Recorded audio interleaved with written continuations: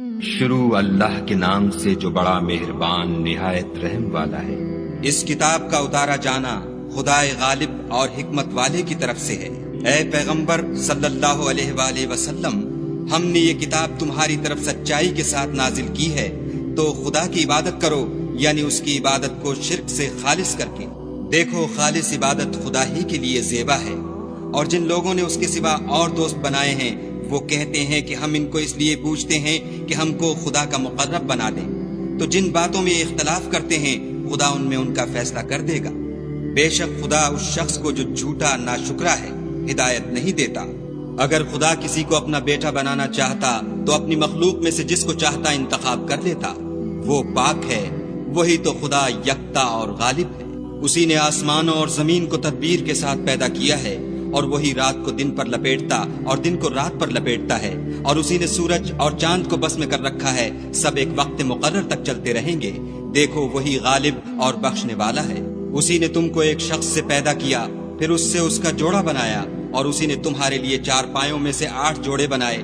وہی تم کو تمہاری ماؤں کے پیٹ میں پہلے ایک طرح پھر دوسری طرح 3 اندھیروں میں بناتا ہے۔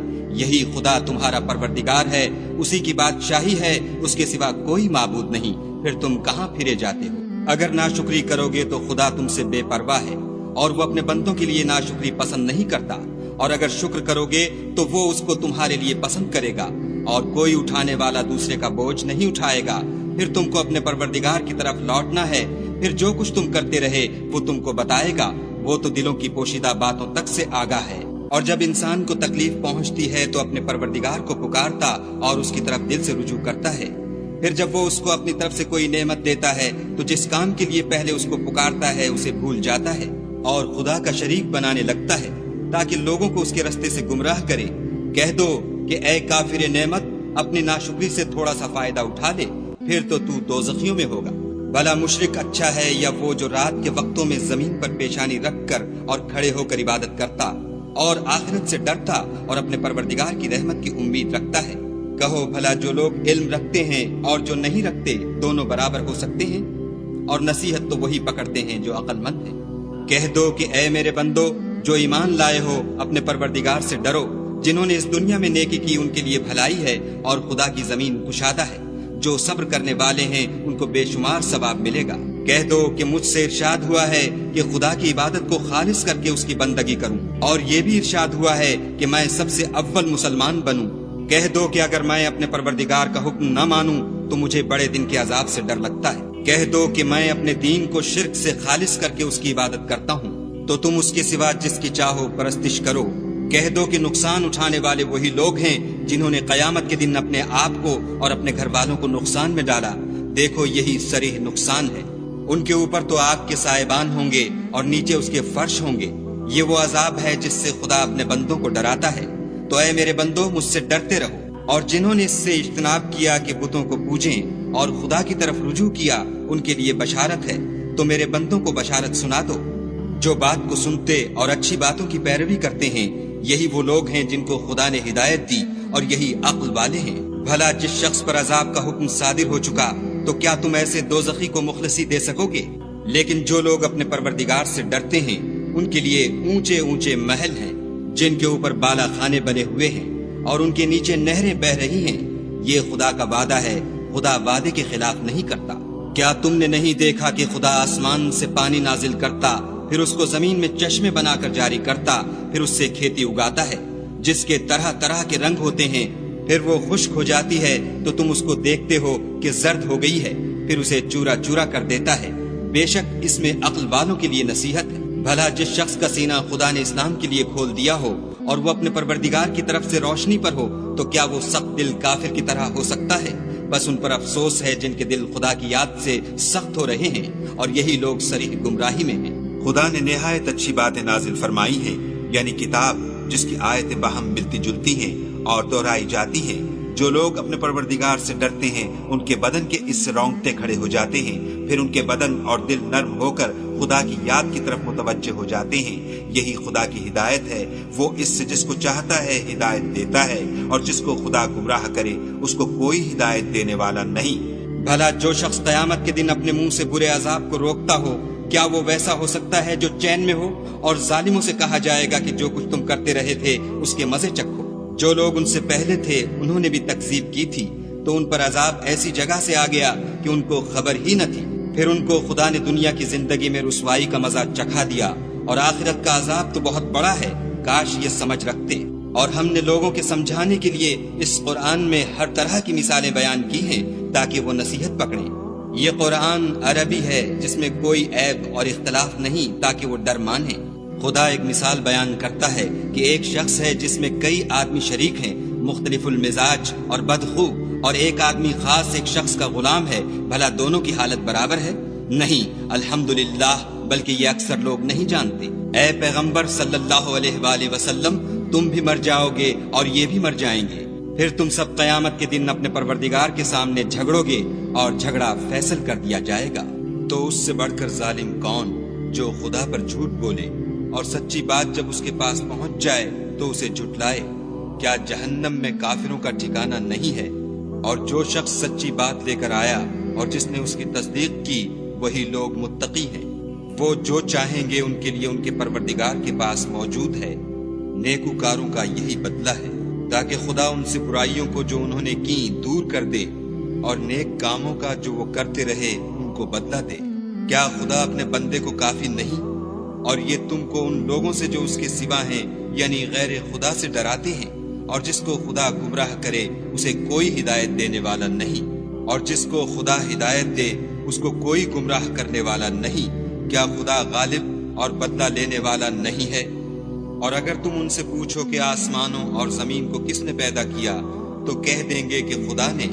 کہو کہ بھلا دیکھو تو جن کو تم خدا کے سوا پکارتے ہو، اگر خدا مجھ کو کوئی تکلیف پہنچانی چاہے تو کیا وہ اس تکلیف کو دور کر سکتے ہیں؟ یا اگر مجھ پر مہربانی کرنا چاہے تو وہ اس کی مہربانی کو روک سکتے ہیں؟ کہہ دو کہ مجھے خدا ہی کافی ہے، بھروسہ رکھنے والے اسی پر بھروسہ رکھتے ہیں۔ کہہ دو کہ اے قوم، تم اپنی جگہ عمل کیے جاؤ، میں اپنی جگہ عمل کیے جاتا ہوں، ان قریب تم کو معلوم ہو جائے گا کہ کس پر عذاب آتا ہے جو اسے رسوا کرے گا، اور کس پر ہمیشہ کا عذاب نازل ہوتا ہے۔ ہم نے تم پر کتاب لوگوں کی ہدایت کے لیے سچائی کے ساتھ نازل کی ہے، تو جو شخص ہدایت پاتا ہے تو اپنے بھلے کے لیے، اور جو گمراہ ہوتا ہے تو گمراہی سے اپنا ہی نقصان کرتا ہے۔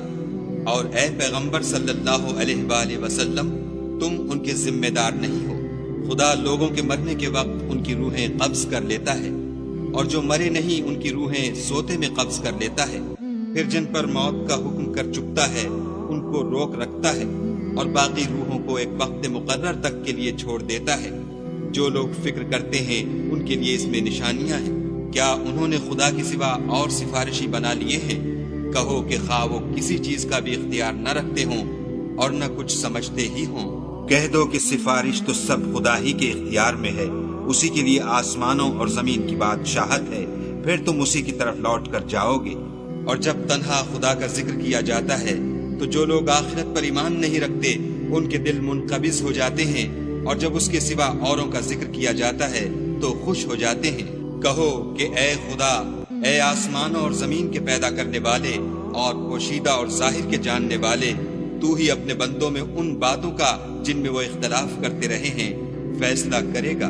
اور اگر ظالموں کے پاس وہ سب مال و متاع ہو جو زمین میں ہے، اور اس کے ساتھ اسی قدر اور ہو، تو قیامت کے روز برے عذاب سے مخلصی پانے کے بدلے میں دے دیں، اور ان پر خدا کی طرف سے وہ امر ظاہر ہو جائے گا جس کا ان کو خیال بھی نہ تھا، اور ان کے اعمال کی برائیاں ان پر ظاہر ہو جائیں گی، اور جس عذاب کی وہ ہنسی اڑاتے تھے وہ ان کو آ گھیرے گا۔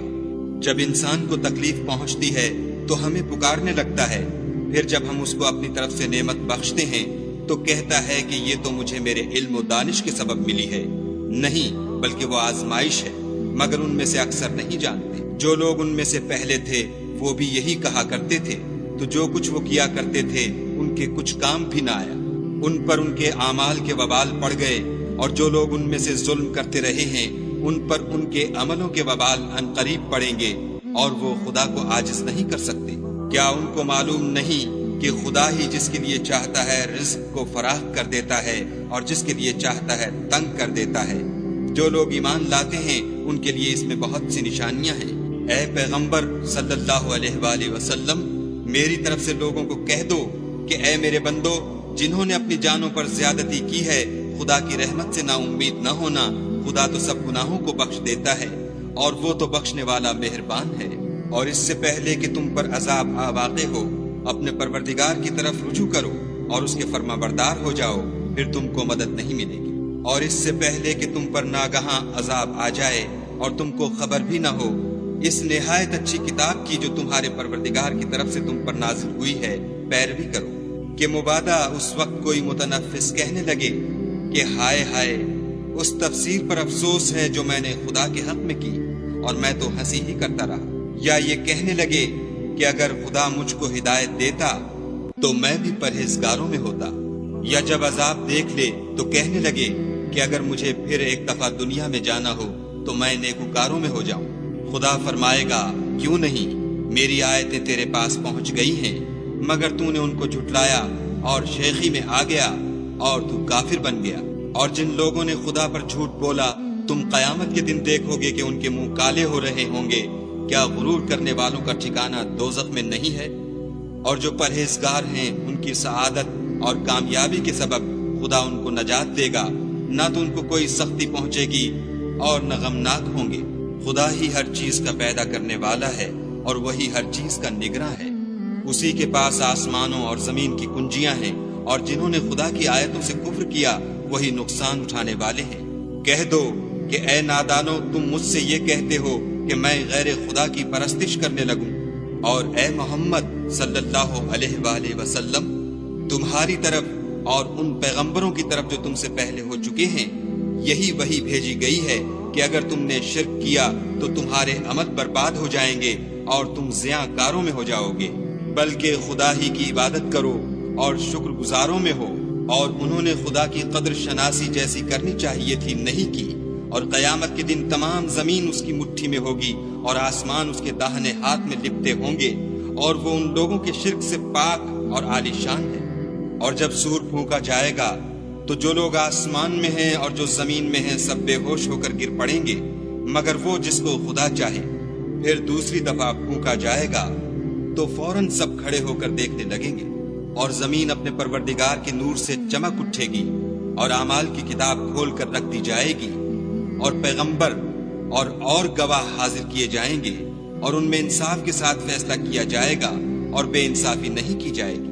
اور جس شخص نے جو عمل کیا ہوگا اس کو اس کا پورا پورا بدلہ مل جائے گا، اور جو کچھ یہ کرتے ہیں اس کو سب کی خبر ہے۔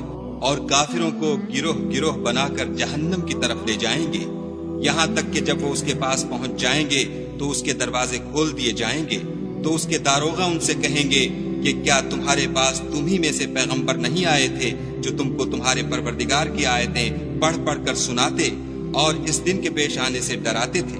کہیں گے کیوں نہیں، لیکن کافروں کے حق میں عذاب کا حکم تحقیق ہو چکا تھا۔ کہا جائے گا کہ دوزخ کے دروازوں میں داخل ہو جاؤ، ہمیشہ اس میں رہو گے، تکبر کرنے والوں کا برا ٹھکانہ ہے۔ اور جو لوگ اپنے پروردگار سے ڈرتے ہیں ان کو گروہ گروہ بنا کر بہشت کی طرف لے جائیں گے، یہاں تک کہ جب اس کے پاس پہنچ جائیں گے اور اس کے دروازے کھول دیے جائیں گے تو اس کے داروغہ ان سے کہیں گے کہ تم پر سلام، تم بہت اچھے رہے، اب اس میں ہمیشہ کے لیے داخل ہو جاؤ۔ وہ کہیں گے کہ خدا کا شکر ہے جس نے اپنے وعدے کو ہم سے سچا کر دیا اور ہم کو اس زمین کا وارث بنا دیا، ہم بہشت میں جس مکان میں چاہیں رہیں، تو اچھے عمل کرنے والوں کا بدلہ بھی کیسا خوب ہے۔ تم فرشتوں کو دیکھو گے کہ عرش کے گرد گھیرا باندھے ہوئے ہیں اور اپنے پروردگار کی تعریف کے ساتھ تسبیح کر رہے ہیں، اور ان میں انصاف کے ساتھ فیصلہ کیا جائے گا، اور کہا جائے گا کہ ہر طرح کی تعریف خدا ہی کو سزاوار ہے جو سارے جہان کا مالک ہے۔